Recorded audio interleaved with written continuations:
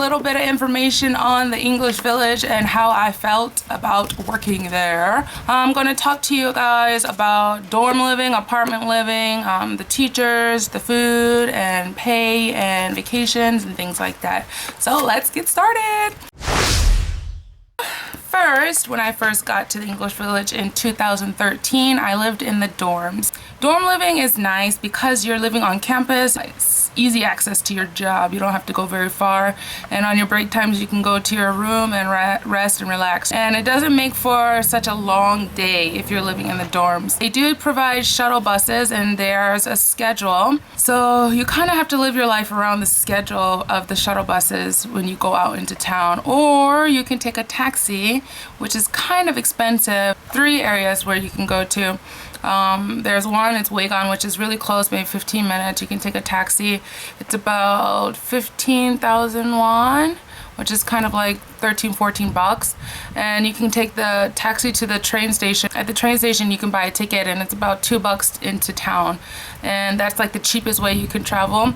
Or you can take the taxi into Daegu, which is the next town. I'm not exactly sure how much that one is. Maybe 20,000 won, 25, something like that. Or you can take it into downtown Daegu, which is about 30,000 won.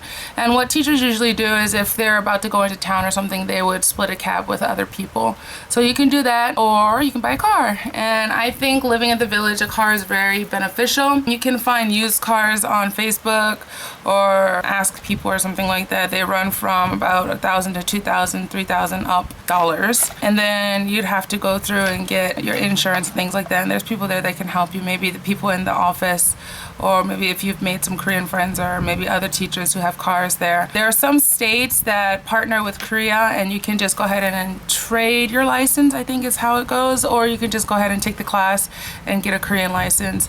That way you don't have to give over your license. But I think if you do give over your license, you can get it back when you go back to the States, and then when you come back, I think you have to return it, something like that. I'm not exactly sure on that. But Jeffrey Boyd, I will refer you to him. He has a car and he's gone through that whole process. So I'll put his YouTube page on the bottom and you can contact him about that. So that's about living on campus. I got lucky and was able to get an apartment off campus shortly after I moved there. So maybe halfway through my time, my first year at the village, I was able to get an apartment. And I was debating because if you live in the dorms, you can save more money. And like I said, you get more time to yourself and able to go into your rooms for your break time, such, whatever. But if you live in the apartments, then you have better access to things off campus. And it's nice because you kind of have a separation of home and work. And that's really good because being around your coworkers 24/7 can be difficult. It's like living in a college dorm sometimes, you know, drama. But it just depends how you are able to deal with things like that. The downside about living in apartments is that it makes for a really long day because the commute is kind of long. So in the morning time, you have to get up early and catch the bus around 7:30, and it takes about 30 minutes to get to the village. So you arrive there around 8 o'clock, you have breakfast, and then you get ready for class. And then at night time, you catch the bus around 6:10, and then it takes about an hour to get home depending on the traffic. So you don't get home until about 7:15 to 7:30. So it takes up a lot of your day. I try to do extra things besides working, like going to the gym after work, but it's so hard because you've had a long day, you come home, you're tired, all you want to do is just do nothing. For a while I was going to the gym, and then it got to the point where I was just so worn out and so tired, and then I just came home and just did nothing. Just watched a couple of shows and went to bed because I had to be up early. So those are the 2 options that you may have. There's lots of people who like to live in the apartments, so they go pretty quickly. So if you get lucky, you get to weigh your options, your pros and cons about living in the dorms and living in the apartments. And it depends on if you really need to save money or not, and if you have the time. But like on the weekends, it's awesome because if you want to go out during the weekends, then you don't have to rely on the shuttle bus or an expensive taxi. You can stay out as long as you want and just take a quick, cheap taxi to your apartment. So that's the good thing about it. And there's different things that you can do on the weekends, so it'd really be beneficial to you if you did live in an apartment.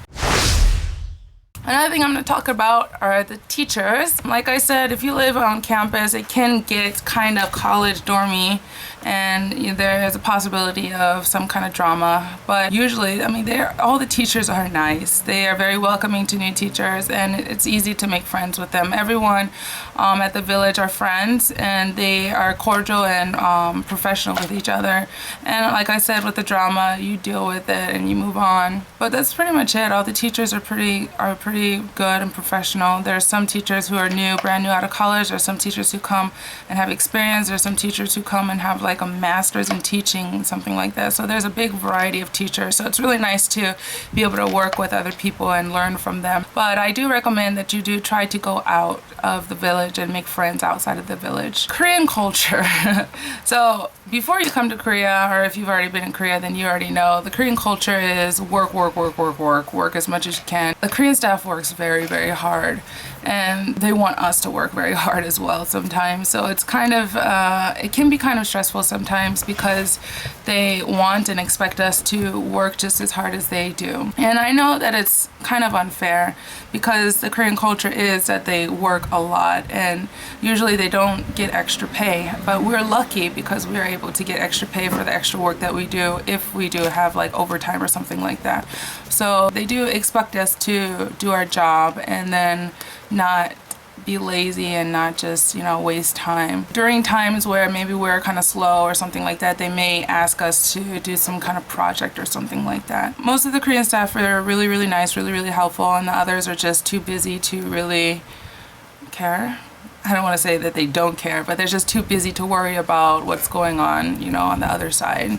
And when I say the other side, there's a Korean office and then the foreigner office. So the higher position people, they're really busy, and they have the lower position people, communicate between the two offices. But if you do need any help with anything, there are people in the Korean office that will help you. It is their job to help you. Finding a dentist or a hospital, or like if anybody does get a car, to help you do the paperwork and things for the cars and stuff like that. And they're really, really nice and really, really friendly and helpful. Get to know them and feel free to, ask them for any help. Every week we have a new set of children. It depends on what program is running that time. So we have kindergarten, elementary school, middle school, high school, college students, grown adults coming from like government jobs and things like that. So we have a wide variety of students that we teach. So there's many programs that you can get involved in.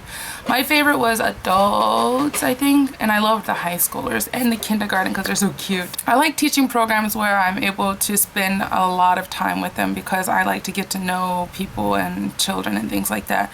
So the adult program is really good because you spend a lot of time with them. There are some college programs like business English program. I think it's like 3 weeks, and you get to spend all those 3 weeks with them, and there's some overtime opportunities during that program, as well as an ESL program.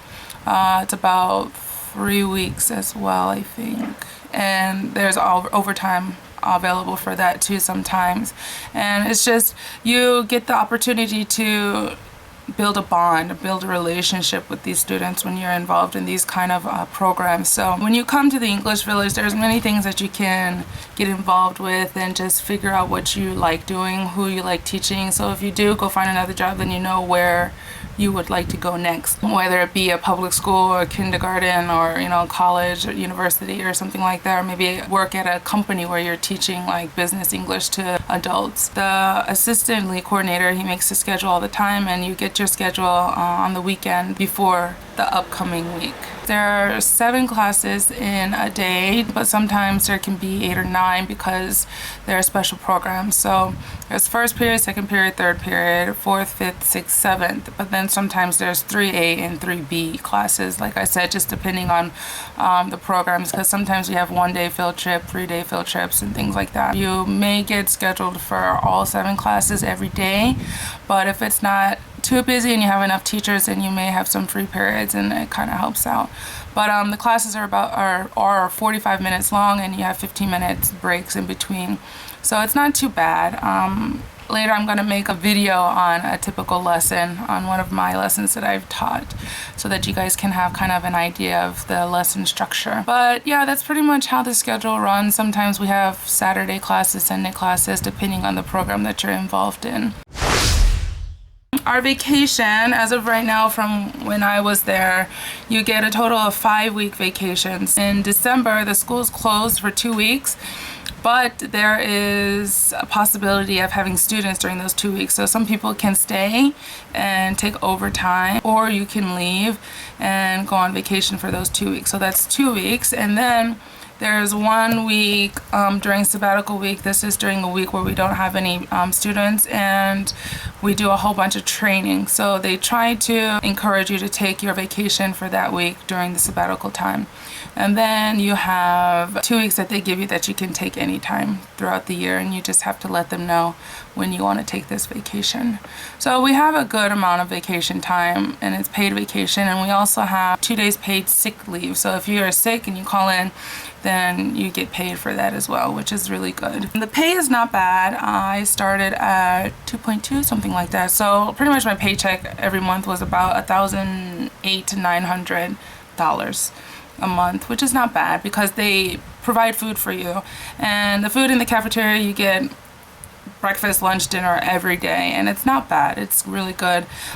They have like an international Korean fusion because they're trying to appease the teachers, to make the teachers happy, because not everyone loves Korean food. So they try to do the best they can making food that the teachers would like.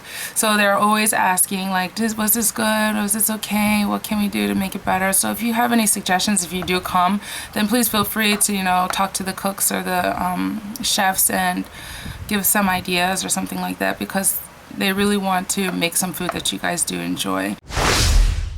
Now I can tell you about my feelings on the village. I was there for 2 years. Honestly, I believe that 1 year would have been enough for me. After a couple months into my second year, I realized how exhausted I was. It's because I guess I moved into the apartments, and you know, the long days kind of wore me out. At the village, there's just so many people coming and going and positions changing that it's just a lot of things that's always changing, and sometimes it can be tough. You can just fill it out and see what you think. If you just fly under the radar, then it's pretty easy, smooth sailing.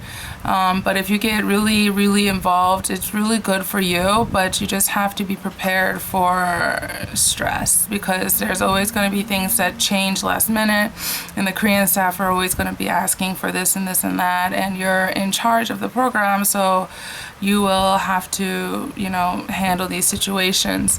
If you're just involved as a member, then it's not as bad, but you can, you know, feel and see some of the stress in it. So it just depends on how involved you want to get, and how well you handle stress in different situations and things like that. But the job is fun. You get to play with the kids and teach them, and, you know, make a difference in their lives. And you just get to get a lot of different experience, as much as you want to. And there's lots of room for change. So if you do come up with any ideas that you think is really great for the English Village or for a different program, then just, you know, speak up and let them know. And if they think it's a good idea, then you guys could go with it. So English Village is a great opportunity for you to grow and, you know, test your limits and be creative. That's my take on it. Like I said, I think that a year was enough for me. I did 2 years, and now I'm on to bigger and better things, I suppose. It was a good experience, I think, and it made me grow as far as being an English teacher. So that is my information, my knowledge to you about the English Village. So if you have any more questions, if I missed anything, message me. And if you need more information, then please let me know. Check out my other videos. Alright guys, peace. Check out my other videos. Alright.